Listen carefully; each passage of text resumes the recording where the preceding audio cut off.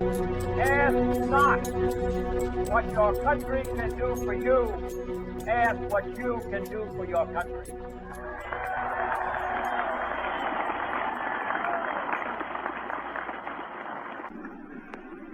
Vice President Johnson, Mr. Speaker, Mr. Chief Justice, President Eisenhower, Vice President Nixon, President Truman, Reverend clergy, fellow citizens.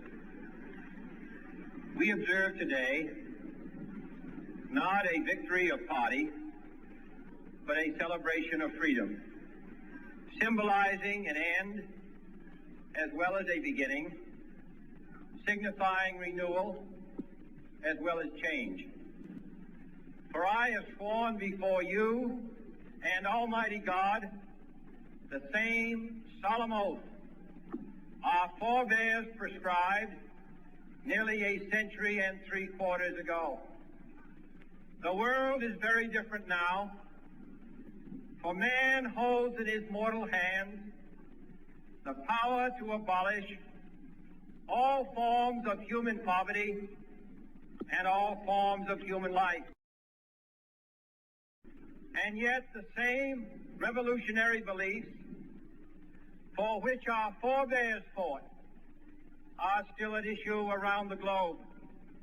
The belief that the rights of man come not from the generosity of the state, but from the hand of God.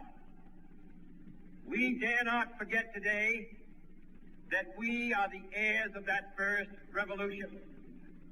Let the word go forth from this time and place to friend and foe alike that the torch has been passed to a new generation of Americans born in this century, tempered by war, disciplined by a hard and bitter peace, proud of our ancient heritage, and unwilling to witness or permit the slow undoing of those human rights to which this nation has always been committed and to which we are committed today at home and around the world.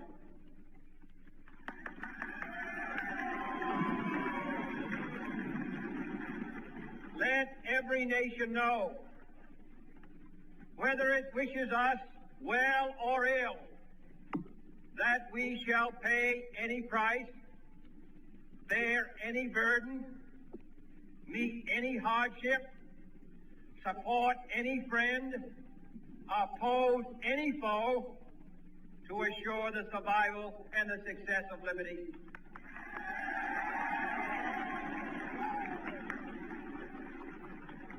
This much we pledge and more. To those old allies whose cultural and spiritual origins we share, we pledge the loyalty of faithful friends.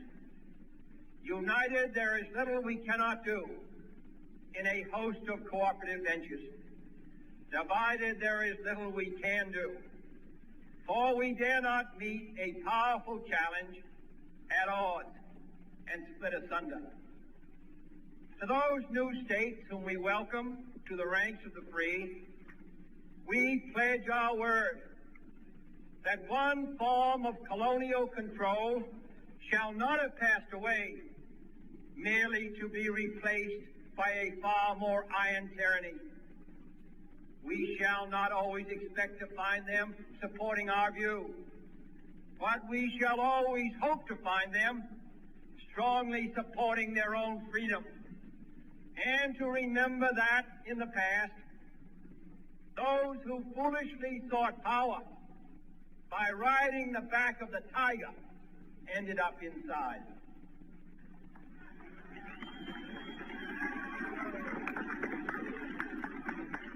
To those people in the huts and villages of half the globe struggling to break the bonds of mass misery, we pledge our best efforts to help them help themselves for whatever period is required, not because the communists may be doing it, not because we seek their votes, but because it is right. If a free society cannot help the many who are poor, it cannot save the few who are rich.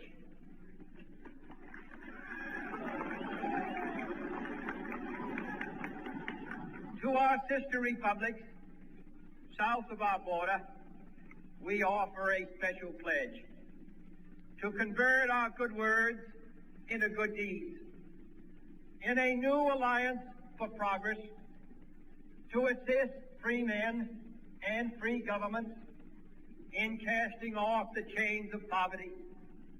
But this peaceful revolution of hope cannot become the prey of hostile powers. Let all our neighbors know that we shall join with them to oppose aggression or subversion anywhere in the Americas. And let every other power know that this hemisphere intends to remain the master of its own house.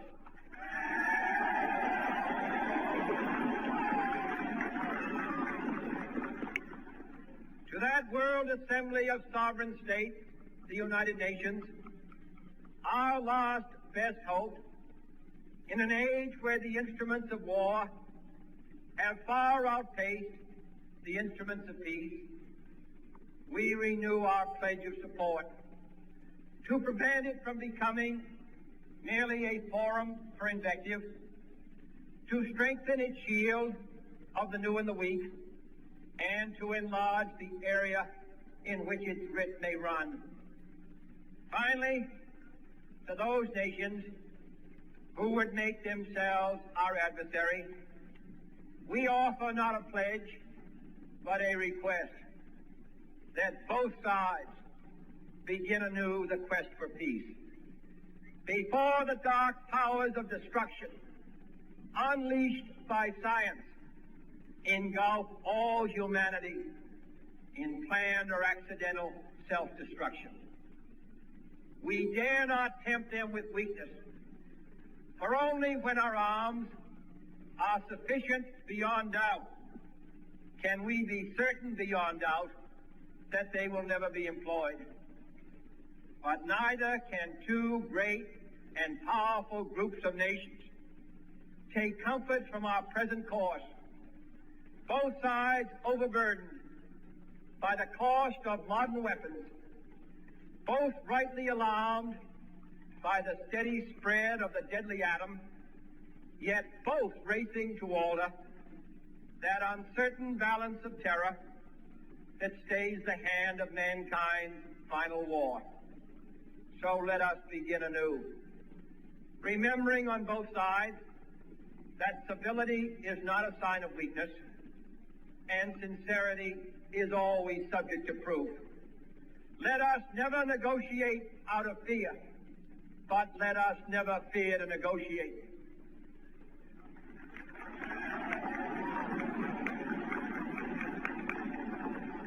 Let both sides explore what problems unite us, instead of belaboring those problems which divide us.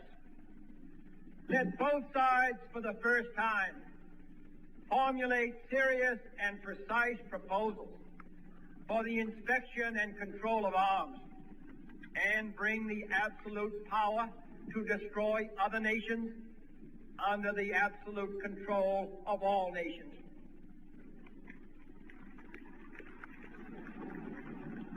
Let both sides seek to invoke the wonders of science instead of its terrors.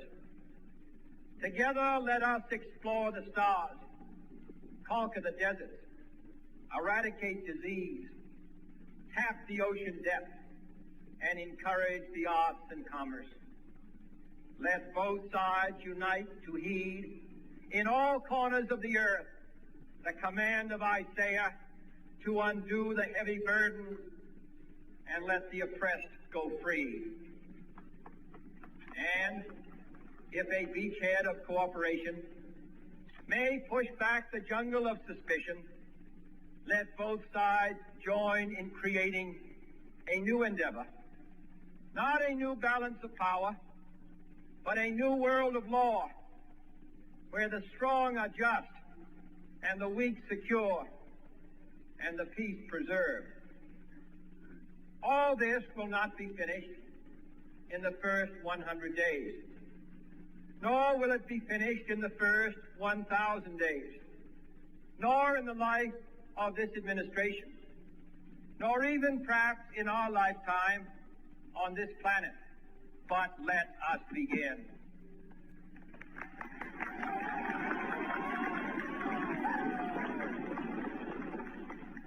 In your hands, my fellow citizens, more than mine, will rest the final success or failure of our course.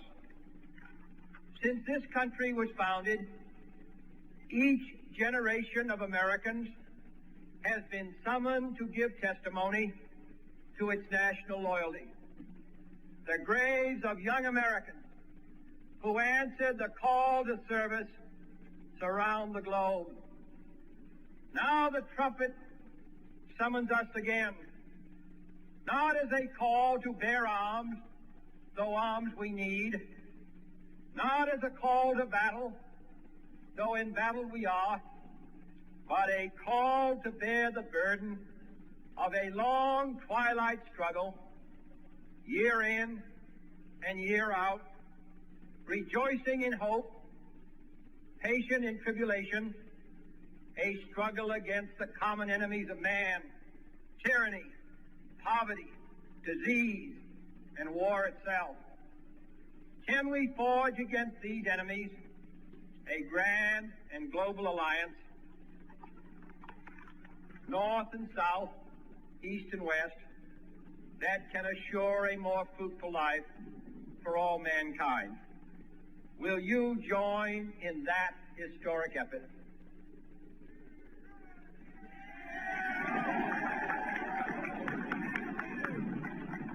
In the long history of the world, only a few generations have been granted the role of defending freedom in its hour of maximum danger. I do not shrink from this responsibility. I welcome it.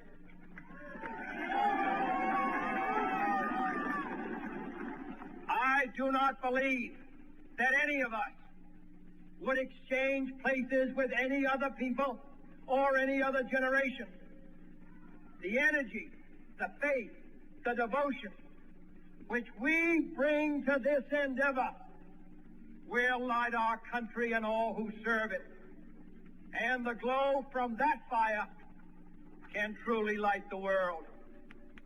And so, my fellow Americans, ask not what your country can do for you. Ask what you can do for your country.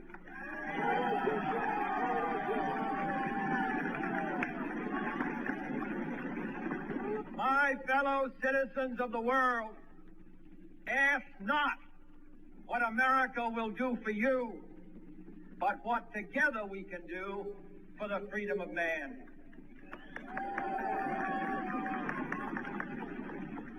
Finally, whether you are citizens of America or citizens of the world, ask of us here the same high standard of strength and sacrifice which we ask of you.